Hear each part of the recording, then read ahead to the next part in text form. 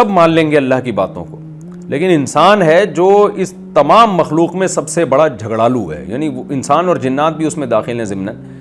کہ یہ نہیں مانتا۔ اس طرح کے جرائم میں سب سے بڑا مجرم یہ ہے۔ مفتی طارق مسعود کے بیانات کے لیے مفتی صاحب کے آفیشیل چینل مفتی طارق مسعود سپیچز کو سبسکرائب کریں۔ وَلَقَدْ صَرَّفْنَا فِي هَذَا الْقُرْآنِ لِلنَّاسِ مِنْ كُلِّ مَثَلٍ، اللہ تعالیٰ نے فرمایا کہ ہم نے اس قرآن میں لوگوں کے لیے ہر طرح کی مثال کو بار بار بیان کیا ہے۔ بعض دفعہ یہ اشکال ہوتا ہے نا کہ بھئی اللہ تعالیٰ وہی باتوں کو بار بار ریپیٹ کرتے ہیں، وہی جنت، وہی جہنم، پھر وہی شیطان کو حکم دیا کہ آدم کو سجدہ کرو، پھر شیطان کو دوست نہ بناؤ، پھر یہ کہ جب تک عذاب اپنی آنکھوں سے دیکھ نہیں لیں گے یہ اس وقت تک ایمان نہیں لے کر آئیں گے، وہی مضامین ریپیٹ ہوتے ہیں۔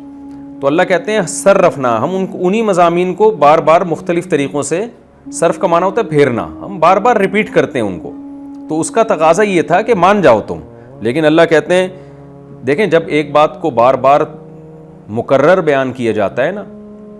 تو سامنے والا پہلی دفعہ میں نہ سمجھے، دوسری دفعہ میں سمجھ جاتا ہے، تیسری دفعہ میں سمجھ جاتا ہے۔ تو ہونا تو یہ چاہیے تھا کہ جب اللہ تعالیٰ بار بار مختلف طرح سے اپنی مضامین کو بیان کر رہے ہیں، سمجھا رہے ہیں، تو ہونا یہ چاہیے کہ پہلی دفعہ میں نہیں، دوسری دفعہ میں نہیں، تیسری دفعہ میں انسان سمجھ جائے۔ لیکن اللہ انسان سے شکایت کر رہے ہیں وَكَانَ الْإِنسَانُ أَكْثَرَ شَيْءٍ جَدَلًا، جتنی مخلوقات ہیں نا ان میں سب سے زیادہ جھگڑالو انسان ہے۔ جھگڑالو کا مطلب حیل و حجت کر کے حق کا انکار کرنا۔ تو جتنی مخلوق ہے نا یہ ایک تمثیل ہے۔ کیا مطلب؟ جتنی دنیا میں مخلوق ہے اگر اس کو کچھ سمجھ بوجھ دے دی جائے اور اس کے سامنے بھی دلائل پیش کیے جائیں تو اتنا ڈھیٹ کوئی نہیں ہوگا نہ ماننے میں جتنا ڈھیٹ انسان ہے۔ ویسے تو اللہ تعالیٰ کی آیات کا مخاطب انسان اور جنات ہی ہیں، ان کے علاوہ تو کوئی ہے نہیں مخاطب جس کو اللہ نے مکلف بنایا، لیکن یہ ایک مثال دی جا رہی ہے کہ اس کائنات میں جانوروں کو اور جتنی بھی مخلوق ہے اگر اس کو دماغ دے دیا جائے اور اس کو کچھ کسی حد تک ادراک دے دیا جائے، سوچنے سمجھنے کی صلاحیت دے دی جائے تو وہ سب مان لیں گے اللہ کی باتوں کو۔ لیکن انسان ہے جو اس تمام مخلوق میں سب سے بڑا جھگڑالو ہے، یعنی وہ انسان اور جنات بھی اس میں داخل ہیں ضمناً، کہ یہ نہیں مانتا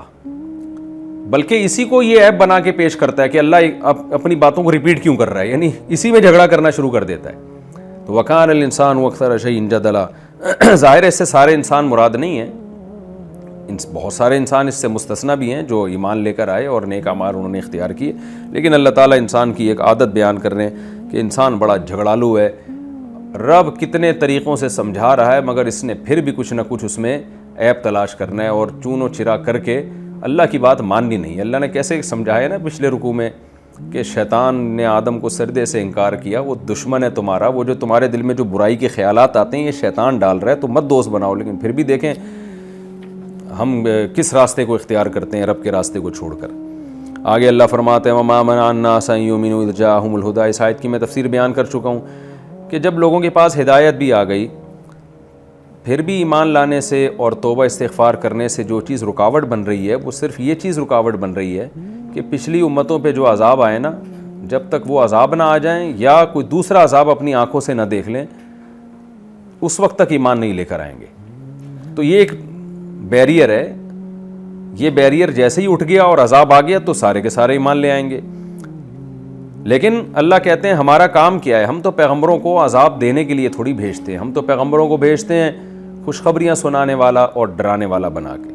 اور کافر لوگ کیا کرتے رہتے ہیں؟ وہ غلط دلائل کے ذریعے یجادل الذین کفروا بالباطل، وہ باطل کے ذریعے جھگڑا کرتے رہیں گے، لیدحضوا بہ الحق، تاکہ حق کو ہٹا دیا جائے، دنیا سے ختم کر دیا جائے۔ واتخذوا آیاتی وما انذروا، اور جو میری نشانیاں ہیں چاہے وہ آفاق عالم کی نشانیاں ہوں چاہے وہ قرآن کی آیات ہوں، اور جس عذاب سے ان کو ڈرایا جاتا ہے ہزوا، اس کو ایک مذاق کی چیز سمجھتے ہیں، اس کو سیریس نہیں لیتے۔ ومن اظلم، پھر آگے اللہ ان کافروں کی برائی بیان کر رہا ہے کہ بتاؤ کہ اس سے بڑا ظالم کون ہوگا جو اپنے رب کی آیات کو سیریس نہ لے۔ میں نے بتایا تھا نا ومن اظلم کا مطلب کیا ہوتا ہے۔ قرآن کہیں کہتا ہے کہ اس سے بڑا ظالم کون ہوگا جو اللہ کی آیات کو چند ٹکوں کے بدلے میں بیچ دے، کہیں قرآن کہتا ہے اس سے بڑا ظالم کون ہوگا جو ایسا کرے، کہیں قرآن کہتا ہے اس سے بڑا ظالم کون ہوگا۔ تو یاد رکھیں یہ جو کہا جاتا ہے کہ اس سے بڑا ظالم کون ہوگا، یہ آگے جس جرم کا ذکر ہوتا ہے نا تو مراد یہ ہوتا ہے اس طرح کے جرائم میں سب سے بڑا مجرم یہ ہے۔ اب جیسے قرآن میں آتا ہے کہ اس سے بڑا ظالم کون ہوگا جو اللہ کی آیات کو بیچتا ہے، کیا مطلب؟ جتنے بھی دنیا میں غلط بیچنے والے لوگ ہیں تو ان میں سب سے بڑا جو بیچنے والا جو سب سے بڑا مجرم ہے نا وہ ہے جو اللہ کی آیات کو بیچ ڈالے، یعنی اس بیچنے کی نوعیت میں سب سے بڑا ظلم یہ ہے۔ وَمَنْ أَظْلَمُ مِمَّنِ افْتَرَىٰ عَلَى اللَّهِ كَذِبًا، قرآن کہتا ہے اس سے بڑا ظالم کون ہوگا جو اللہ پہ جھوٹ باندھے۔ کیا مطلب؟ جتنے لوگ بھی کسی پر جھوٹ باندھتے ہیں اور کسی کی طرف غلط بات منسوب کرتے ہیں سارے ظالم ہیں، لیکن ان میں اس جھوٹ باندھنے میں سب سے بڑا ظالم وہ ہے جو اللہ پہ جھوٹ باندھے۔ تو یہاں بھی یہی ہے کہ کسی کو کسی بھی بات کے ذریعے نصیحت کی جائے اور وہ اس نصیحت پہ کان نہ دھرے تو وہ بھی ظالم ہے، لیکن سب سے بڑا ظالم وہ ہے جب اللہ نصیحت کر رہا ہو تو اس نصیحت پہ کان نہ دھرے وہ سب سے بڑا ظالم ہے، کیونکہ وہ خدا کی بات کو اگنور کر رہا ہے۔ تو یہ بھی آیت کا یہی مطلب ہے۔ اللہ تعالیٰ فرماتے ہیں وَمَنْ أَظْلَمُ مِمَّنْ ذُكِرَ بِآيَاتِ رَبِّهِ، اس سے بڑا ظالم کون ہوگا جس کو اپنے رب کی آیات کے ذریعے نصیحت کی جائے، فَأَعْرَضَ عَنْهَا، وہ اس نصیحت سے اعراض کرے، وَنَسِيَ مَا قَدَّمَتْ يَدَاهُ، اور اپنی بدعمالیوں کو بھی بھول جائے۔ وہ یا تو ہوتا نا بہت نیک عمل کر کے بیٹھا ہوتا، اپنے اس کو ضمیر بھی ملامت کر رہا ہے کہ میں برائیاں کر رہا ہوں، ان برائیوں کو بھی وہ بھول جائے۔ اِنَّا جَعَلْنَا عَلَىٰ قُلُوبِهِمْ أَكِنَّةً، واقعی یہ وہ بدبخت لوگ ہیں جن کے دلوں میں ہم نے تالے ڈال دیے اس بات سے کہ وہ حق کو سمجھیں یا قرآن کو سمجھیں، اور ان کے کانوں میں بھی ٹاٹ ہیں۔ وَإِن تَدْعُهُمْ إِلَى الْهُدَىٰ، اگر آپ ان کو ہدایت کی طرف بلائیں گے، فَلَن يَهْتَدُوا إِذًا أَبَدًا،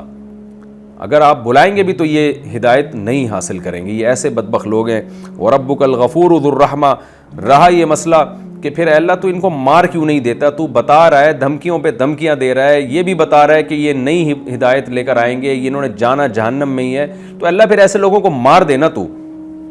اللہ تعالیٰ فرماتے ہیں وَرَبُّكَ الْغَفُورُ ذُو الرَّحْمَةِ، تیرا رب مغفرت کرنے والا اور رحمت والا ہے۔ کیونکہ دنیا میں جب عذاب آتا ہے تو سب پستے ہیں، اس نے کیا کیا ہے، اس مغفرت اور رحمت کی صفت کی وجہ سے عذاب کا ایک ٹائم متعین کر دیا ہے، جلد بازی میں وہ اس سے پہلے عذاب نہیں دے گا، کہ انسان جیسے جذبات سے مغلوب ہو کے کہتا ہے کہ بھئی دینا تو بعد میں تھا تو میں پہلے ہی دے دیتا ہوں۔ نہ، یہ اللہ اپنے اصول اور ضابطوں کو چینج نہیں کرتا۔ لو یؤاخذہم بما کسبوا، اگر اللہ ان کی بدعمالیوں پہ ان کو پکڑنا شروع کر دے، لعجل لہم العذاب، تو فوراً عذاب لے آئے، لیکن ایسا اللہ کرتا کیوں نہیں ہے؟ بل لہم موعد، ان کے لیے ایک وقت مقرر ہے، لن یجدوا من دونہ موئلا، جب وہ وقت آئے گا تو پھر ان کو کوئی پناہ گاہ نہیں ملے گی۔